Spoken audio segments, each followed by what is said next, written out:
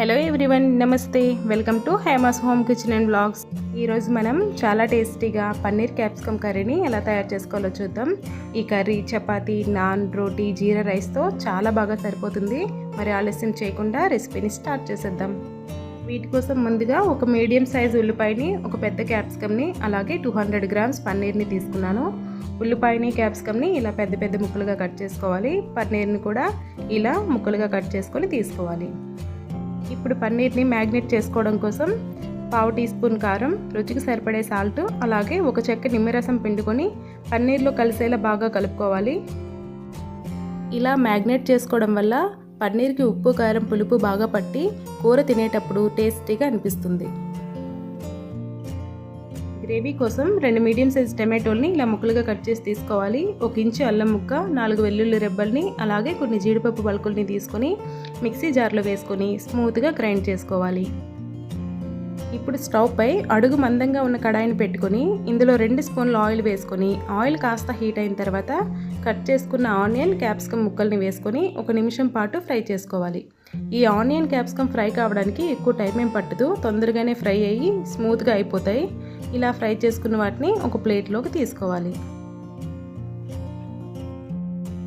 ఇప్పుడు ఇదే కడాయిలో మ్యాగ్నేట్ చేసుకున్న పన్నీర్ని వేసుకొని పన్నీర్ ఒకవైపు కాస్త ఫ్రై అయిన తర్వాత రెండో వైపుకి నెమ్మదిగా టర్న్ చేసుకొని కాసేపు ఫ్రై చేసుకొని ఒక ప్లేట్లోకి తీసుకోవాలి. ఇప్పుడు కడాయిలో 3 నుంచి 4 స్పూన్ల ఆయిల్ వేసుకొని ఆయిల్ కాస్త హీట్ అయిన తర్వాత 1/2 టీ స్పూన్ జీలకర్ర, 2 యాలకులు, 3 లవంగాలు, ఒక చిన్న దాల్చిన చెక్క, ఒక మసాలా ఆకుని వేసుకొని ఇవి మంచి స్మెల్ వచ్చేంత వరకు ఫ్రై చేసుకోవాలి.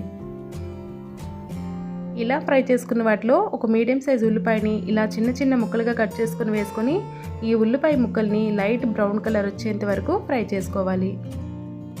ఉల్లిపాయ ముక్కలు ఇలా లైట్ బ్రౌన్ కలర్లోకి వచ్చిన తర్వాత ఇందులో 1/2 టీ స్పూన్ శనగపిండిని వేసుకొని లో ఫ్లేమ్లో పెట్టి ఫ్రై చేసుకోవాలి. ఇలా శనగపిండి వేసుకొని ఫ్రై చేసుకోవడం వల్ల గ్రేవీకి మంచి థిక్నెస్ వస్తుంది. ఇప్పుడు ఇందులో మసాలాలు వేసుకోవాలి. 1/2 టీ స్పూన్ పసుపు, 1/2 టీ స్పూన్ కారం, 1/2 టీ స్పూన్ వేయించిన ధనియాల పొడిని వేసుకొని ఫ్రై చేసుకోవాలి. ఈ మసాలాలు మాడిపోకుండా ఇందులో కొంచెం వాటర్ని వేసుకొని కాసేపు ఫ్రై చేసుకోవాలి. ఇలా ఫ్రై చేసుకున్న వాటిలో ముందుగా గ్రైండ్ చేసి పెట్టుకున్న టమాటో ప్యూరీని వేసుకొని ఒకసారి అంతా కలిసేలా కలుపుకొని ఇందులో రుచికి సరిపడే సాల్ట్ వేసుకోవాలి. ఒక పచ్చిమిర్చిని తీసుకొని ఇలా చిన్న చిన్న ముక్కలుగా కట్ చేసుకొని వేసుకోవాలి. అలాగే 1/2 టీ స్పూన్ కసూరి మేతిని కూడా వేసుకోవాలి.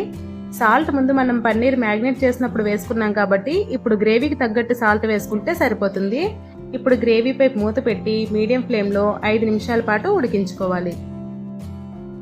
ఇలా ఉడికించుకున్న గ్రేవీలో ఫ్రై చేసి పెట్టుకున్న ఆనియన్, క్యాప్సికమ్, అలాగే పన్నీర్ని వేసుకొని ఒకసారి నెమ్మదిగా గ్రేవీలో కలిసేలా మిక్స్ చేసుకొని ఇందులో 1 స్పూన్ గరం మసాలాను వేసి కూరలో కలిసేలా కలిపి పన్నీర్ని ఉడికించడం కోసం 1 గ్లాసు వాటర్ని వేసుకొని నెమ్మదిగా కలిపి మూత పెట్టి 7 నుంచి 8 నిమిషాల పాటు లో టు మీడియం ఫ్లేమ్లో ఉడికించుకోవాలి.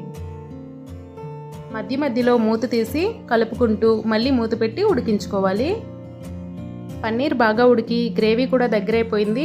ఇప్పుడు లాస్ట్లో సన్నగా తరిగిన కొత్తిమీరని వేసుకొని ఒకసారి నెమ్మదిగా కలిపి స్టవ్ ఆఫ్ చేసుకుంటే ఎంతో టేస్టీగా ఉండే పన్నీర్ క్యాప్సికమ్ కూర రెడీ అయిపోయినట్టే. గ్రేవీ ఇలా ఉండేటప్పుడే స్టవ్ ఆఫ్ చేసుకోవాలి. కూర చల్లారినాక గ్రేవీ కాస్త థిక్గా అవుతుంది. మీరు కూడా తప్పకుండా ఈ కర్రీని ట్రై చేయండి. అలాగే మీకు ఎలా కుదిరిందో కామెంట్ చేయడం మాత్రం మర్చిపోకండి. మరిన్ని సింపుల్ అండ్ టేస్టీ రెసిపీస్ కోసం ప్లీజ్ నా ఛానల్ని సబ్స్క్రైబ్ చేసుకోండి.